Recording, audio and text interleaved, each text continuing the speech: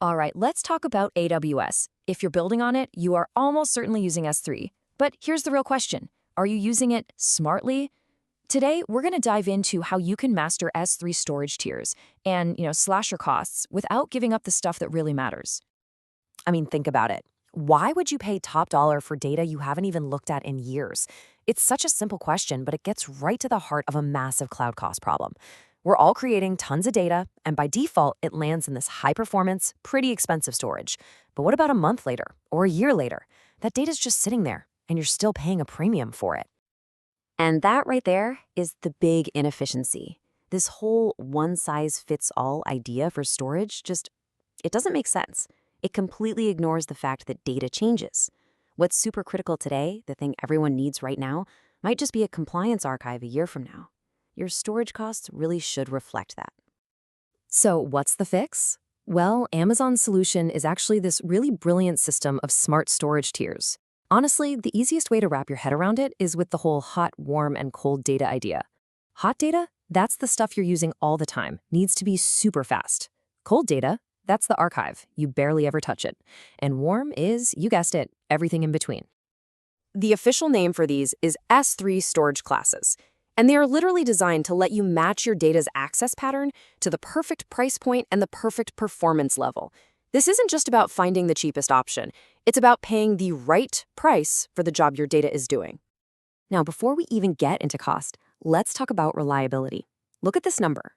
That's S3's famous 11 nines of durability. And here's the crucial thing to understand. This incredible level of data safety is the baseline for almost every single storage class we're about to talk about. So you can focus on saving money and picking the right access speed without ever having to worry that your data is at risk.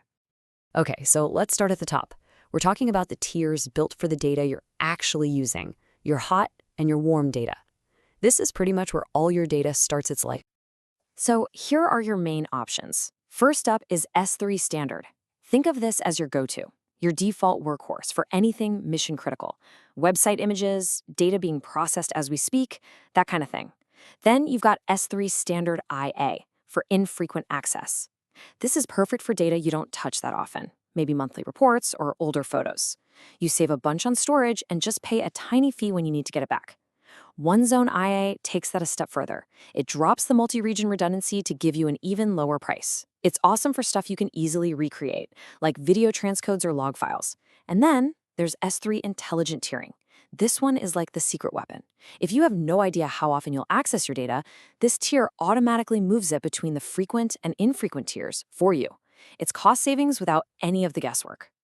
So this right here, this is the most fundamental trade-off in S3, and you've got to get this right. With S3 Standard, you pay more per gigabyte just to have it sit there, but you can access it anytime for free. With Standard IA, you get a much lower storage bill, but you pay a small fee every time you pull the data out. Nailing this balance is the key to instant savings. All right, let's jump to the other end of the spectrum. Let's talk about your cold data and the long-term archives, because this is where you find the most dramatic, jaw-dropping cost savings. The Glacier family is all about keeping data for the long haul. Glacier Instant Retrieval is amazing. It's an archive, but you get your data back in milliseconds, which is perfect for something like a surprise data audit. Then there's Glacier Flexible Retrieval. This is your classic archive solution.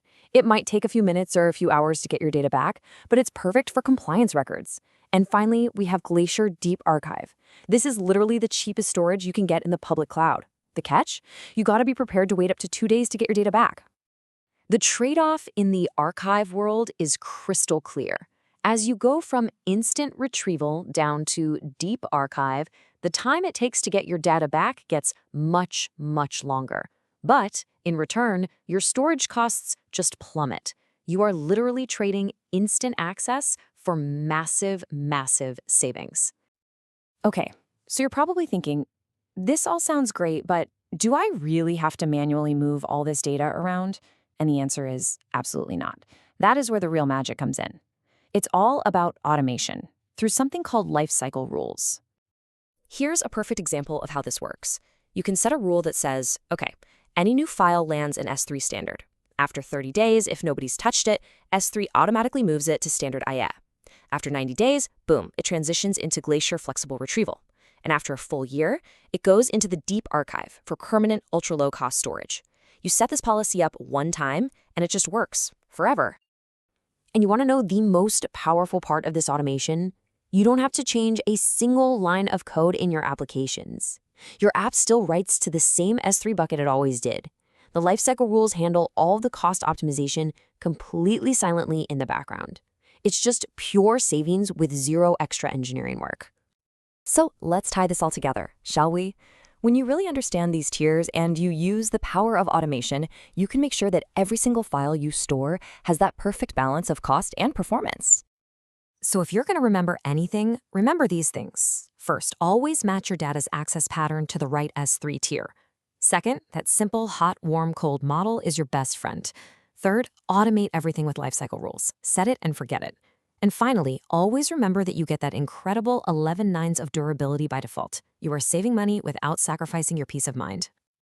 At the end of the day, the goal isn't just to find the cheapest possible option. It's to find the optimal one by striking that perfect balance between the performance you need, the availability you require, and the cost you're willing to pay.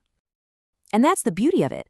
This entire tiering system makes sure that whether your data is being hit 1,000 times a second or maybe just once every 10 years, there is a perfectly optimized, cost-effective home for it inside Amazon S3.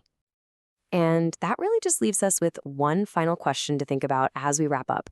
I want you to go take a look at your own S3 buckets. After everything we've talked about, is your data in the right tier? Thanks for joining me.